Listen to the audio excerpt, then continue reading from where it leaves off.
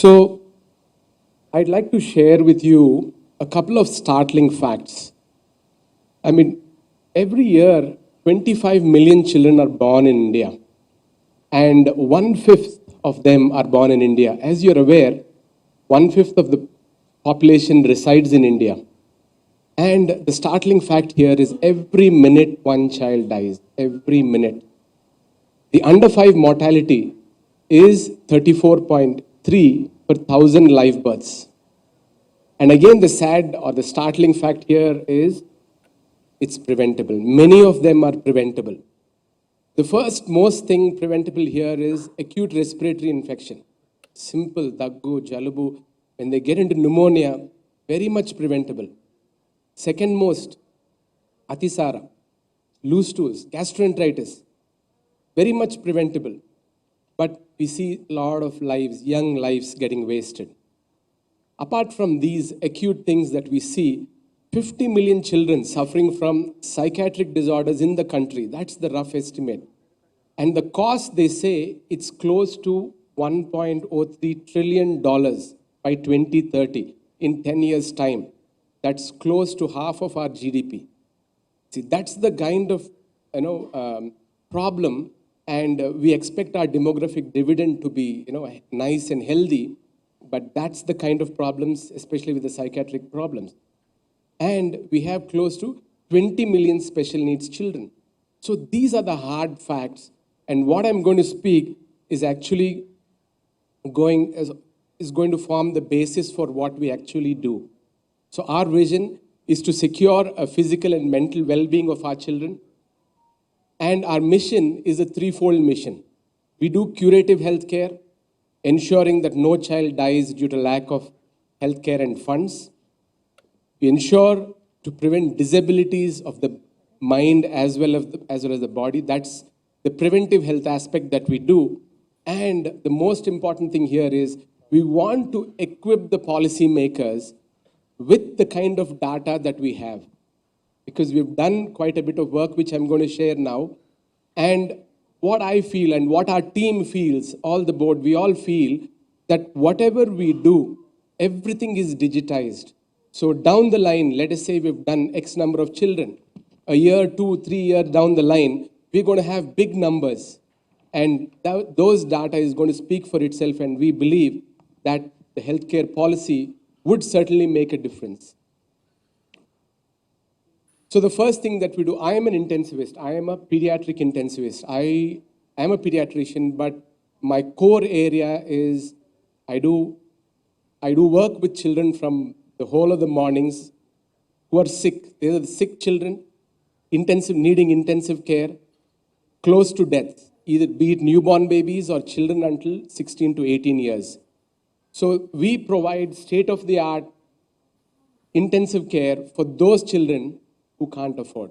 Socioeconomically challenged children, yes, so a third of the cost we pay, a third of the cost the patient pays, and the hospital gives a third of the cost free of charge. So with that, we've helped so many children. So that is what we've been doing for 10 to 12 years. And over the last 6 years, we thought there's so many preventable diseases that we could easily prevent, as I've just mentioned in the previous slide. Lots of easily preventable diseases. So we've designed a very digitized program called My Child Health. As you're all aware, all of us are above 40s here, most of us at least. And if you see, we all have various master health checks, cardiac health checks. We have, lipid profile checks and, various kinds of health checks. Yes, we do it for ourselves. Just have your hand on your heart and say, how many of you have had a comprehensive pediatric health check done for your own children? For your own children.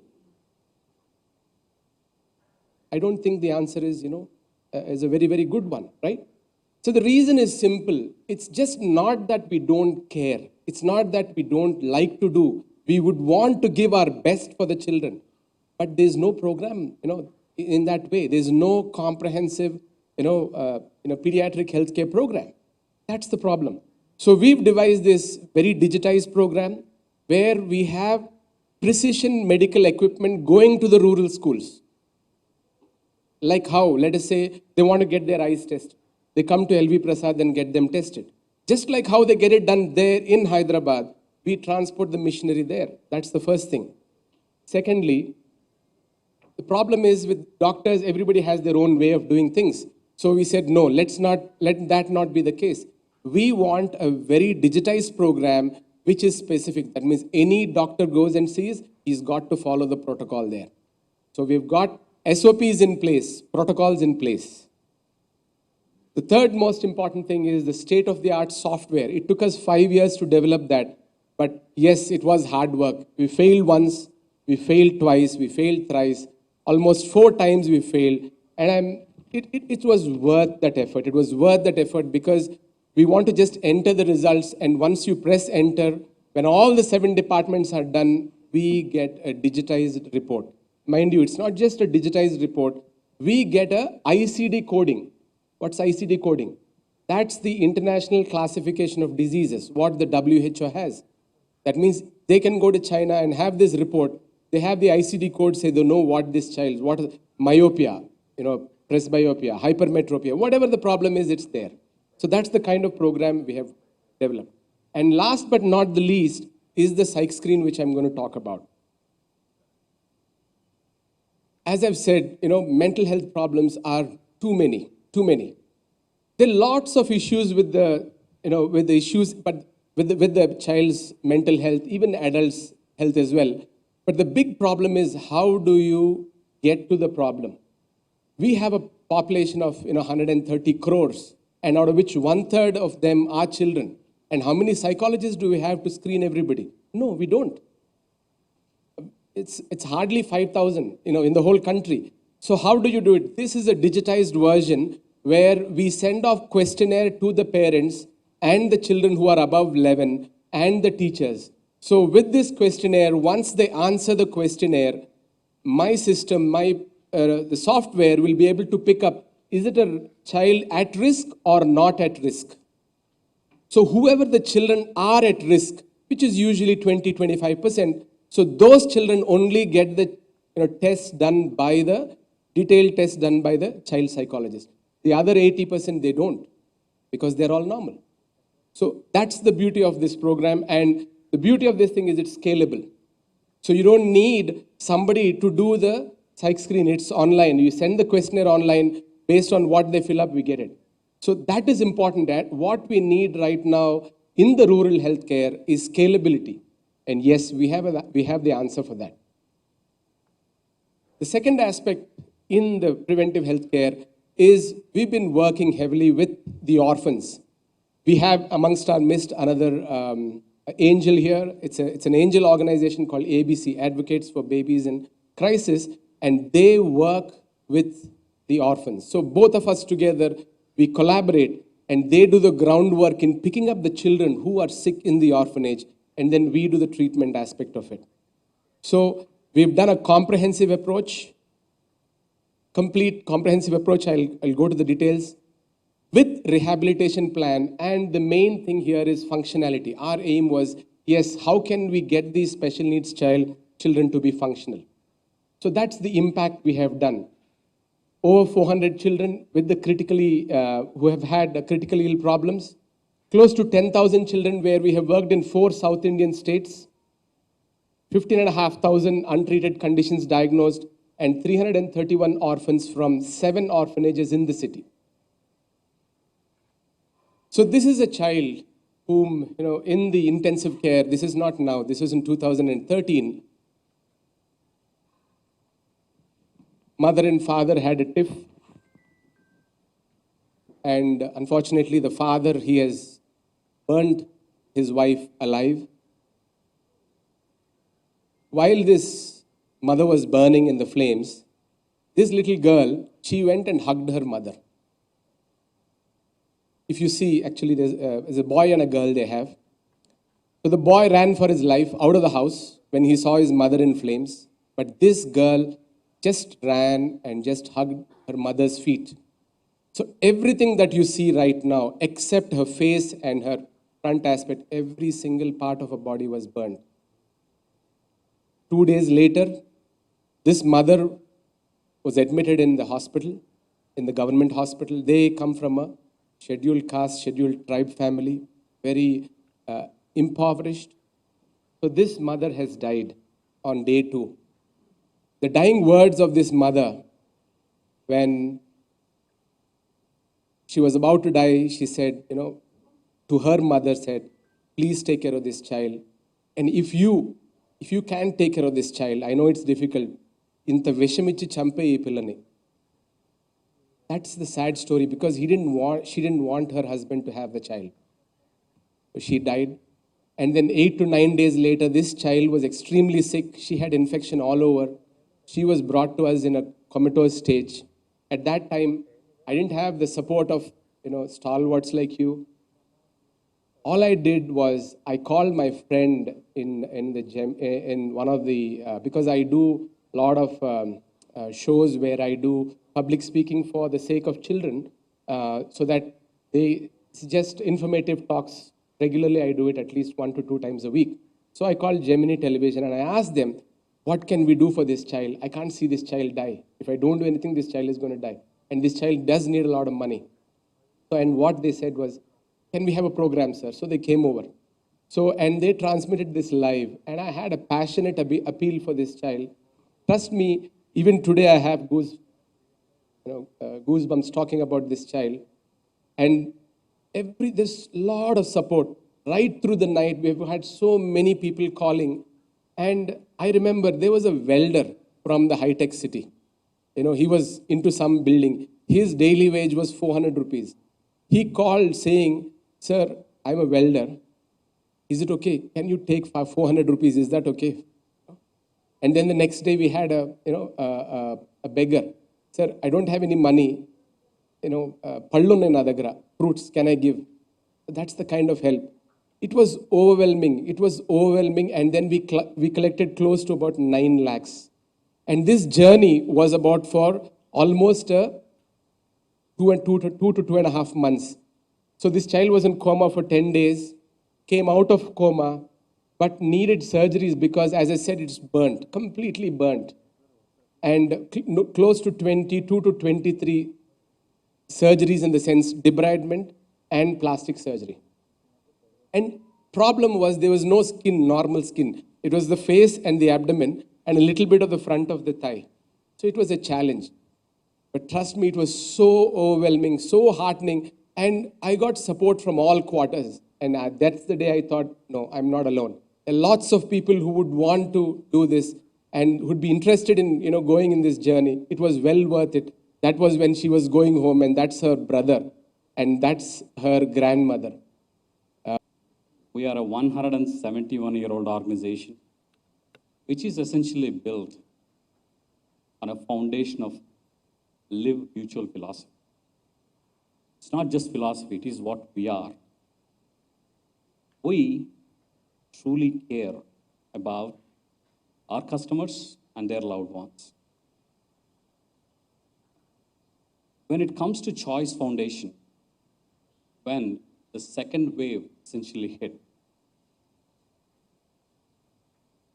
the entire executive team, senior leadership team, and the leadership team here in India, we wanted to do something, not only to the land where we originated from, but also where we are operating. We started looking at what is the organization that can truly help the needy. And one thing that's stuck in our minds is the category of 0 to 6, which is the most valuable age group, also the most vulnerable age group.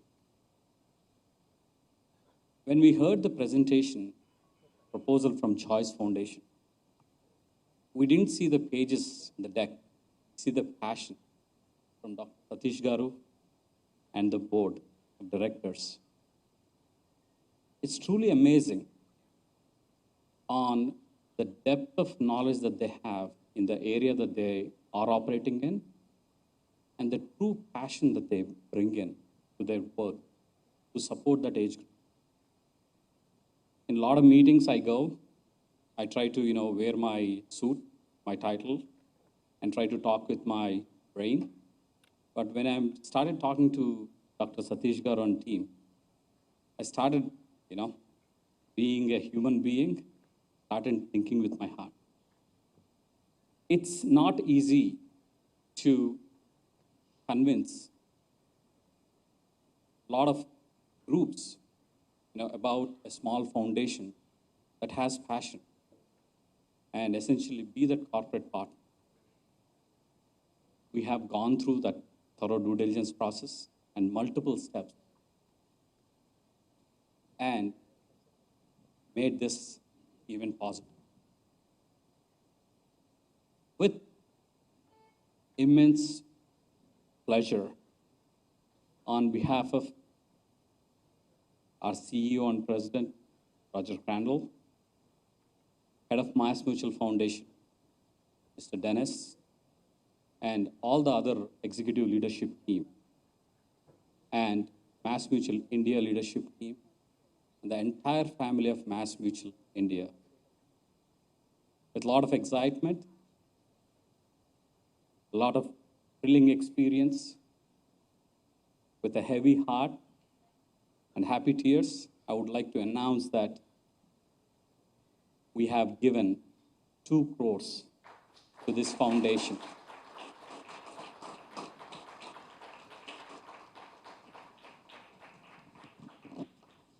It's being head of the organization, there are a lot of approvals that essentially come to me. And when this one approval came to my system, my fingers were literally trembling. Because I still remember what Dr. Satish Garu said. Ravi Garu, there are times where the parents do not have 5,000 rupees to save their kids. Being a father, I know what kind of pain me and my wife go through.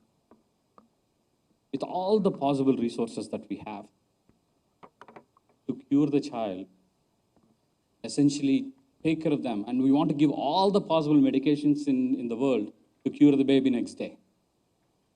But just imagine a mother who is taking care of a sick child, the father who's trying to take care of the child, but in a helpless situation. And a child who's not even able to express the pain that he or she is going through. And if the baby is in the terminal stage, God only knows how much pain those parents is. So it's really a heartwarming experience. And really, a truly thrilling experience for us to go through this journey.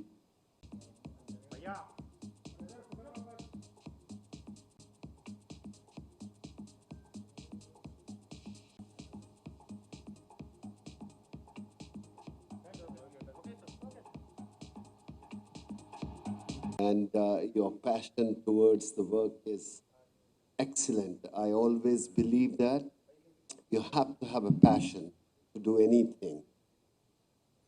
People come and go, we will come and go, but I think the work what you are doing will remain throughout.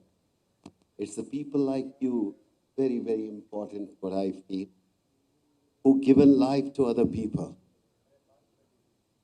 I think we give smile to other people, you give life to other people, and that's important. I known you for so many years. I never thought of one day I will come out and see the success what you have, but unbelievable. And it's just the beginning. When I met you first time, we never thought 10 lakhs was big enough to contribute. And today, Ravi, you come out and pay 2 crores. You feel the work must be gone in the right direction to achieve something like that. I think people like us or the media have one responsibility, the awareness. Sometimes you want to give, but you have no idea what's happening around you. And if we can bring, and media, awareness to the people, we will not find one Ravi, we'll find 100 Ravi to come forward to help any charitable organization. Very important to have charitable mind. That's very, very important. And I feel we all, God have given us so much. If 5% we give our effort, 5% our love, money to the charity, this world looks so beautiful. It is not, we have to smile with everybody. If we keep on becoming rich and the people around us poor, it's really hurt you.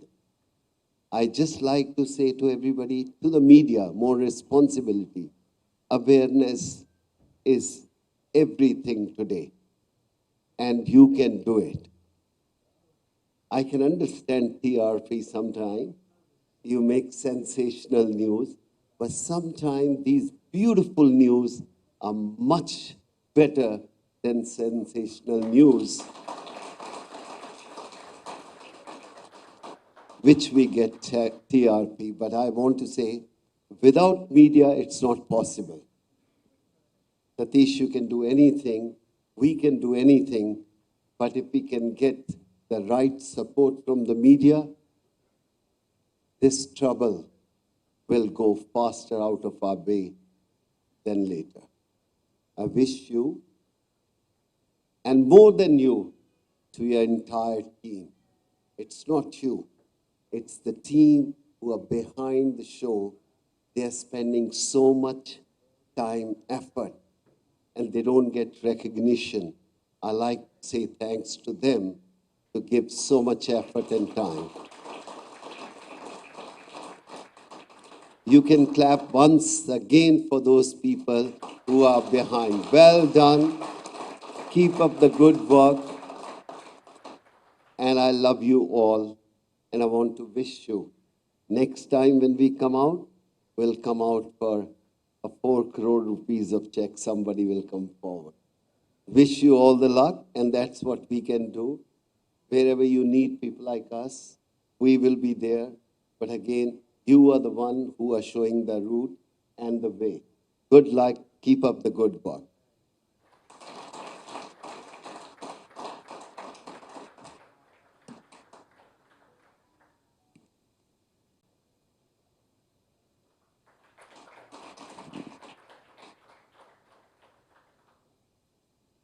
అందరికీ నమస్కారం అండి. Few years back, my producer Shobhu introduced me to Satish Garu, and basically he told me what he spoke about in his speech. And just like the overwhelming feeling that we had when he was speaking, I had the same kind of overwhelming feeling, the same kind of despair, and the same kind of hope. And I didn't even have an iota of an idea that a child can have hypertension. I just can't, I just couldn't believe that. And the list of problems the child could have, as he was mentioning, one by one, I was completely overwhelmed. And the good thing is, he said like 90% of them, 80 to 90% of all those problems have simple solutions. It's not that we don't need to spend hundreds or thousands of rupees or lakhs of rupees to cure the child to have a nice, healthy life. And even that, he had programs to do that. It's like if you just look at the numbers, how can you screen 25% of the India's children? You can't do that, but he had programs for that. And he also explained the solutions which are scalable. And at the end of it, if all this data has been is collected and put in a proper way and presented to the government officials or the policy makers, it is easy for the governments to take up the data and give a comprehensive program for the entire country. Now, it is like a from the beginning to end solution. But the whole thing was so big and so overwhelming. I said, like, in such a big program, what can I do? You want me to contribute some money? So what can I do? And he said, money is not the issue. Money will come. He cited the same example of the Gemini TV program. He was saying, money will come, but what we need is awareness, to create awareness.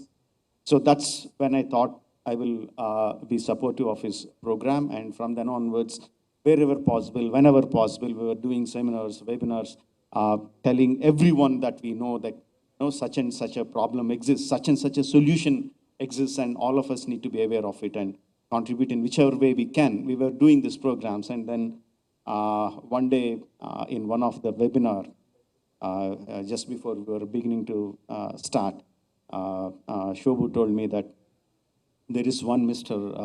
Ravi Tangarala who is